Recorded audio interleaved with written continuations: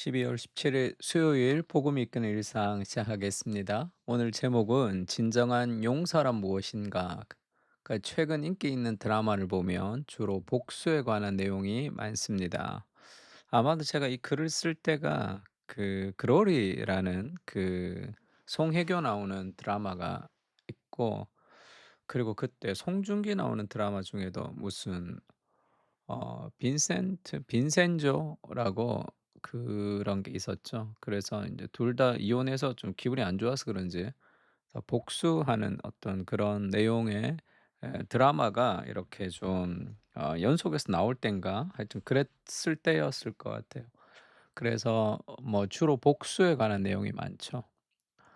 다양한 사회상을 반영하는 것이겠지만 오늘날의 용서라는 단어보다 정의, 복수라는 단어가 더 쉽게 다가오는 것 같습니다.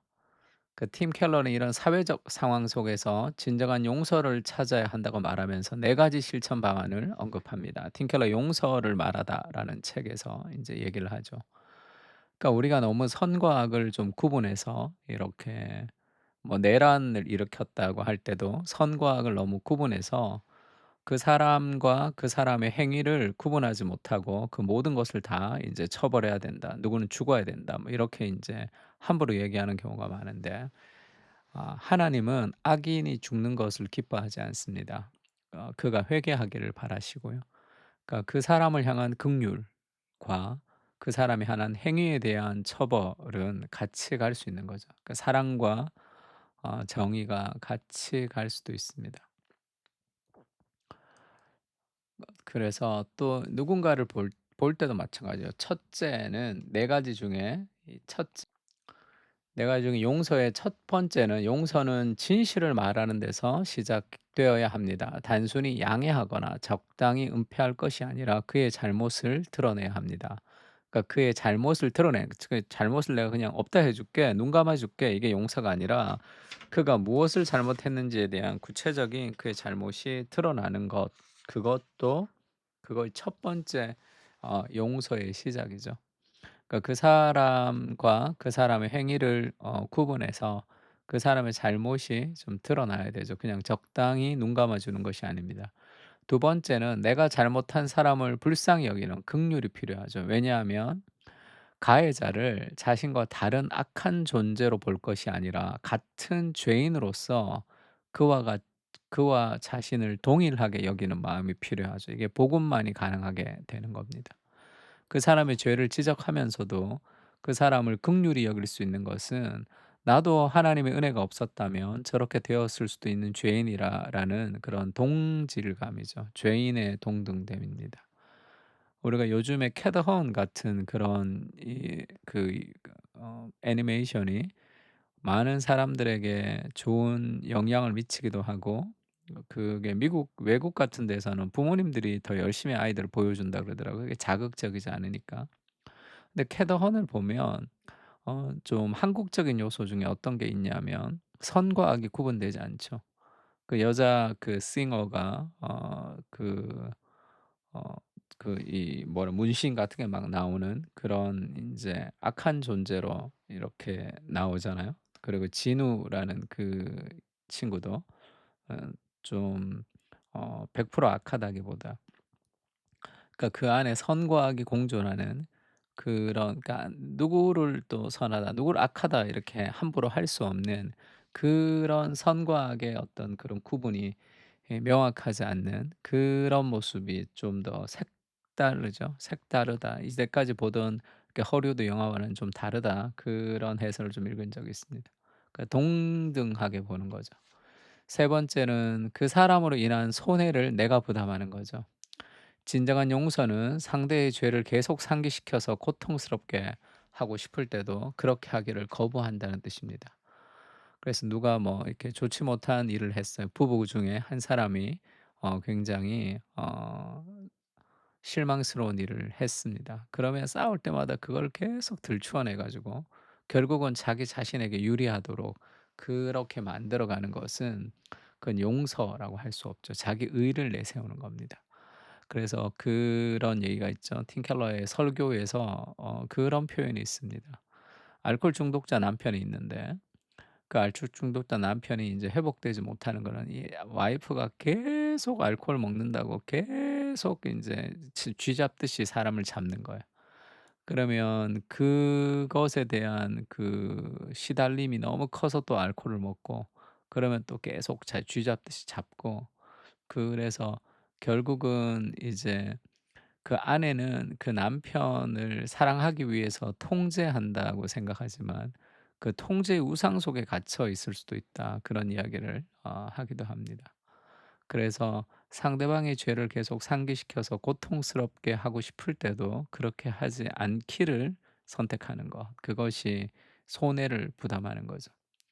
네 번째는 관계를 영영 끊을 게 아니라 화해에 힘써야죠. 관계 끊어버리고 다시는 보지 않는다는 것이 아니라 화해하도록 힘써야 됩니다. 그리고 이런 진정한 용서를 위해서 가장 필수적인 것은 하나님으로부터 내가 용서받았다는 사실을 기억하는 거죠. 수편적 용서는 언제나 수직적 용서에 기초합니다. 내가 사람을 용서하기가 너무 힘듭니다. 그렇게 얘기할 때는 그보다 더 힘든 죄인 된 나를 사랑하셨던 수직적 용서에 집중할 때 우리가 다른 사람을 향해 수평적 용서를 할 수 있는 거죠. 마태복음에 이렇게 말씀하시죠. 너희가 사람의 잘못을 용서하면 너희 하늘 아버지께서도 너희 잘못을 용서하시려니와, 하나님의 은혜를 기억하면서 사람들을 용서하며 살아가는 그런 긍휼의 사람이 될 필요가 있습니다. 그러니까 이런 문구가 있죠. 용서라는 것은 그것은 감정이 아니라 용서는 선택이다, 이렇게 얘기합니다. 감정이 막 사랑하는 감정이 다 차고 그 사람을 용서하고 싶은 은혜가 다 차서 용서하는 것이 아니라 용서는 선택이죠. 그를 용서하기로 선택하는 겁니다. 복수하지 않겠다는 거예요. 그러나 그의 죄가 처벌될 수 있도록 선으로 악을 이기는 방식도 필요합니다. 용서와 처벌, 용서와 그 신뢰는 좀 다른 거죠. 다르게 갈 수 있습니다. 우리가 용서하지만 신뢰하지 않을 수도 있죠. 왜냐하면 그 사람의 삶을 봐야 신뢰하잖아요. 시간이 많이 흘러야지 그것이 가능합니다. 비판하지 말라. 그리하면 너희가 비판을 받을 것이요. 정죄하지 말라. 그리하면 너희가 정죄를 받을 것이요.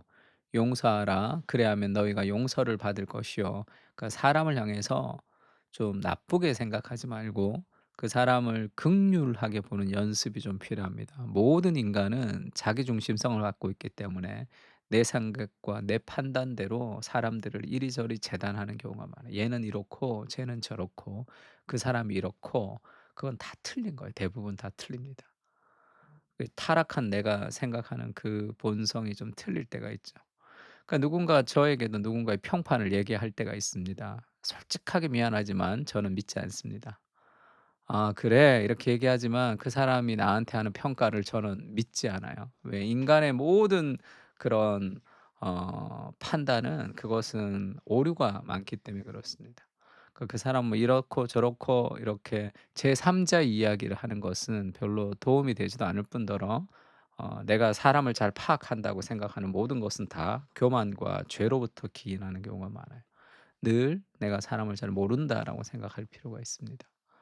그리고 은혜가 있으면 '사람은 변화된다.'라는 그런 기대감도 좀 필요하죠. 복수와 정의가 난무하는 세상 속에서 올바른 사랑과 정의의 관점을 가지게 하시고 사랑 안에서 진리를 말하게 하옵소서. 복음의 은혜를 누리게 하시고 용서하며 용납하며 살아가게 하옵소서. 아멘. 오늘 용서에 대해서 배웠는데 용서와 정의의 균형을 가지는 것, 사랑과 정의의 균형을 가지는 것이 참 필요합니다. 어떤 사람은 우리가 처벌을 통해서 악을 이렇게 드러내어서 그것을 깨끗하게 해 줘야 되는 사람도 있는데 덮어 놓고 뭐 그 사람을 용서해 줘 버리는 그런 실수를 우리가 저지르기도 하고요.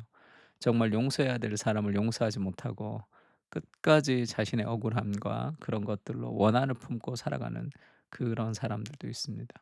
하나님, 우리에게 용서할 수 있는 마음을 주시고 그리고 그것을 분별할 수 있는 지혜를 달라고 같이 한번 기도했으면 좋겠습니다. 다 같이 기도하겠습니다.